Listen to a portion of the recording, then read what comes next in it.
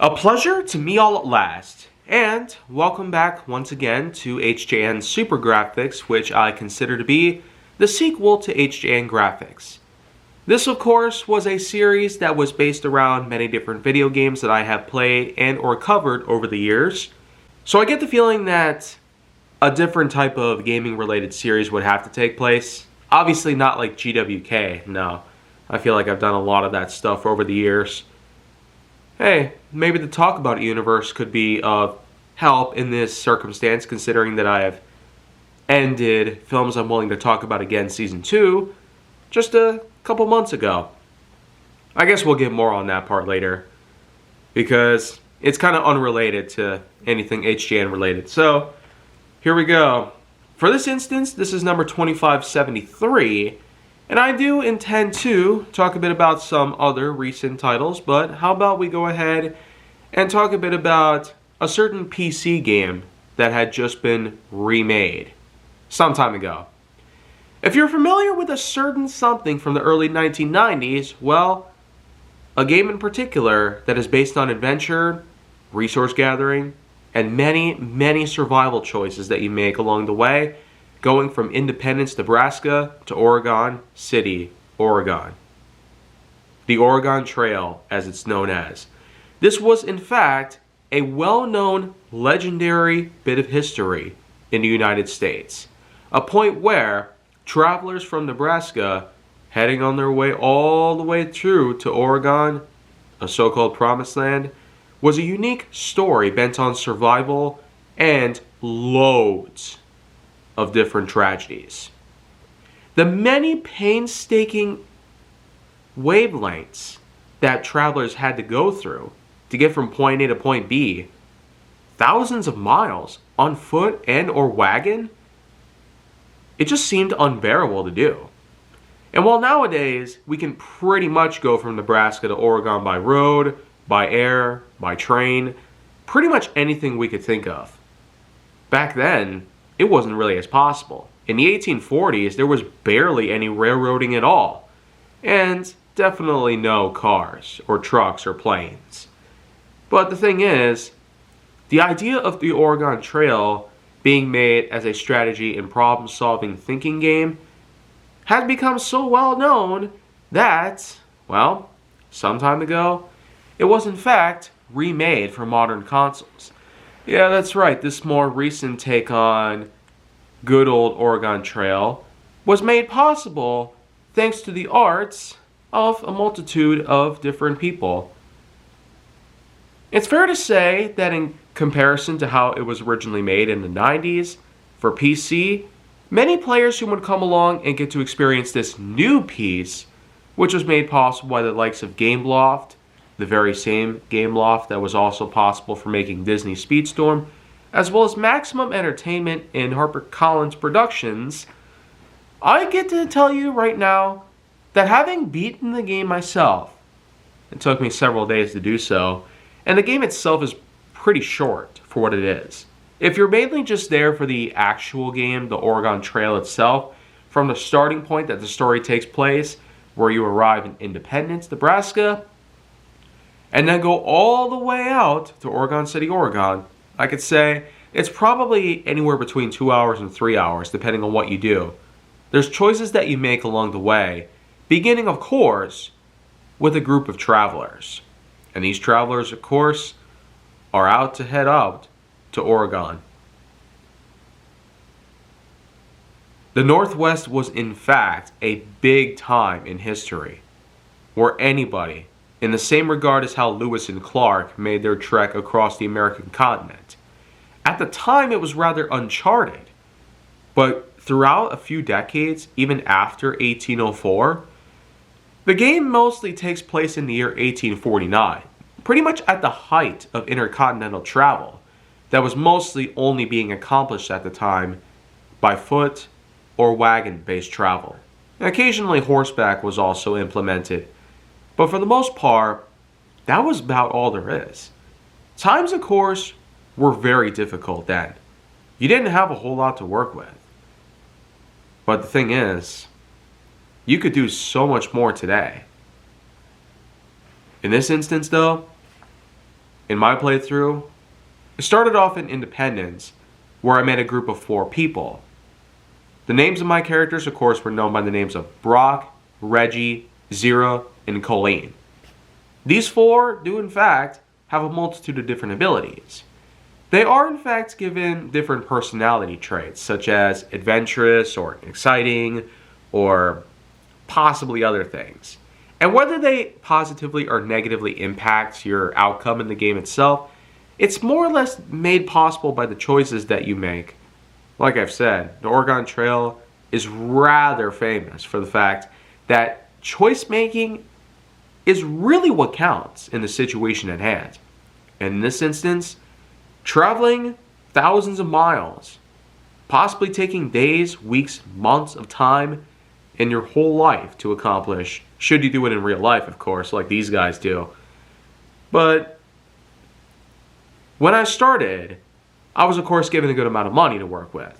I had enough money to purchase a wagon, as well as 2 oxes, as well as a multitude of different supplies. There was some flour, which we could use to make breads or occasional biscuits. There were some meat. There were some bullets, as guns and hunting were a big part of the game itself. There was also fishing gear and bait, as fishing was also an important piece in terms of resource gathering in the game itself, not to mention some spare parts, as well as some grease for the wheels.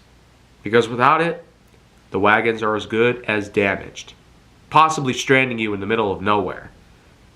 And while there's also other things out there to keep in mind, including clothes, for instance, as hygiene, for whatever reason, does play a big role in the game itself as well, the real challenge, of course, is preventing yourself from becoming ill.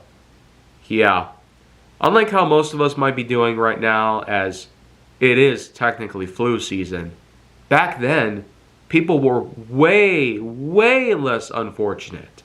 The lengths that they would have had to go through in real life, the ancestry that we used to have, everybody would be all in out there, possibly for hours on end or days, in the wilderness where it's freezing cold or blistering hot. Tons of bugs and animals could be out there to hunt you down. And while today, we are more than safe from any of these elements. With a lot of technology on hand, we're more than capable of making it through no matter what happens. In any case though, the many choices that I made throughout my gameplay, of course, included how fast I wanted to go, how much I wanted to eat, in which that I mostly kept it in the middle. You have 3 different speed settings as well as 3 different eating settings, that of which can rapidly affect your food supply as well as your stamina. And it's not just the stamina part that you have to worry about, but there's also the hygiene as well as your health. Because those things in particular can also be affected from time to time. And one other unique thing about the game is that you have a morale meter. The morale meter does showcase how happy or satisfied you are. When the lower it gets, the more depressed and hopeless you feel. And if your group ends up in a spot where there's no morale at all, there's a multitude of different risks that you could be taking. Your teams might turn on themselves. Your teammates might try to hurt each other. I've never quite gotten that far to know if that actually happens, but I certainly would not want to find out no matter what. This definitely is one of those games that really makes you feel different. Even though it is just a game, the choices you make and the many things that you do within the game's environment really can affect you as a whole. I will say, compared to the PC version, a lot of people might have had some effect playing it for a long period of time, but in this instance, I sure did feel pretty bad for my teammates. In fact, let's just say that through the many grueling challenges that came through, attempting to ford through rivers or cross through rivers with the wagon itself, or even while waiting for a raft, money was also an important key factor here. It allowed me to purchase more resources, including food, bullets, grease, and fishing baits, all of which would have been necessary down the road. After all, you do get several pit stops along the way, as looking to the left of the screen will showcase how many miles you have left to go before your next stop comes through. And regardless of what stop it is, it might be as simple as a campsite, or it might be as complex as a full city, that of which could be loaded with whatever kind of resources or opportunities you might have. There's also a lot of characters that you can interact with.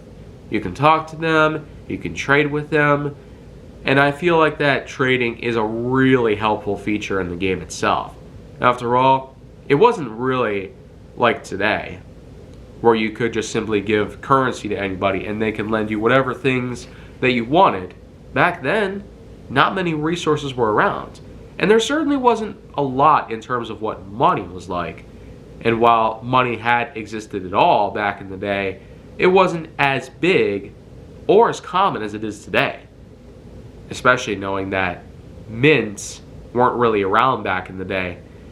Regardless of all that though, trading and purchasing or selling has been a huge ordeal for me to work with all the times that I had played Oregon Trail on the PS5. But then of course, the biggest, most insane thing that I had ever seen, and certainly something that you want to look out for, will be the fact that sometimes between the infections like dysentery or even injuries like broken bones, well, there's always the chance that all of that can affect your characters so badly they die. Yeah. It's certainly nothing pretty at all. And I will be honest with you. In my playthrough, 2 out of 4 of my characters, Brock and Reggie, had both succumbed to the many, many things that affected the environment. I mean, you had improperly stowed firearms that shot people. You had dysentery, possibly made from infected water. You had little mites infecting the grains. You had rotting meat.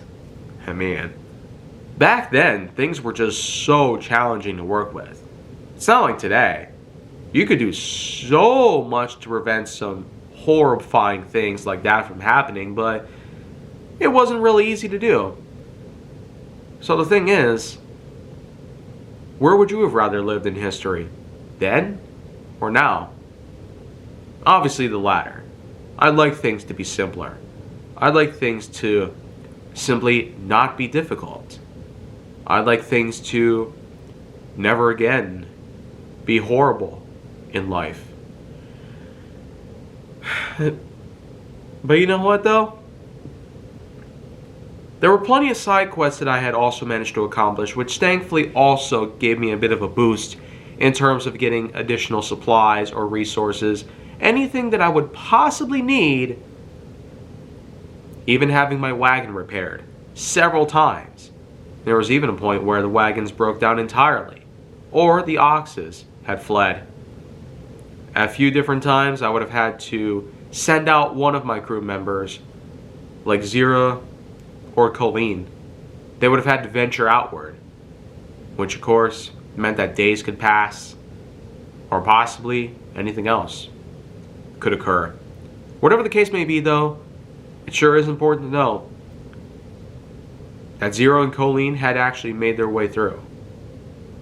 And boy, it was quite an adventure. Not to mention having some newcomers come along as well to assist me on the trip. Well, I will say, it was such an experience worth taking. An adventure worth trekking through. The Oregon Trail was certainly an unbelievable fathom to take in. The kind of history that this trail had made for so many years, starting from independence and going to Oregon City. It truly is a breathtaking, gut-wrenching journey, possibly overshadowing the likes of many other well-known expeditions that had happened in U.S. history. But maybe more importantly, for the game, it sure was an adventure to behold. And my playthrough of this, plus several other side stories that were inside the game as well, sure did prove that you had quite a piece made by Gameloft.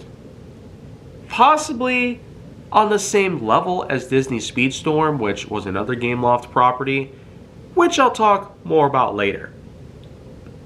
But above all that, this is a solid piece.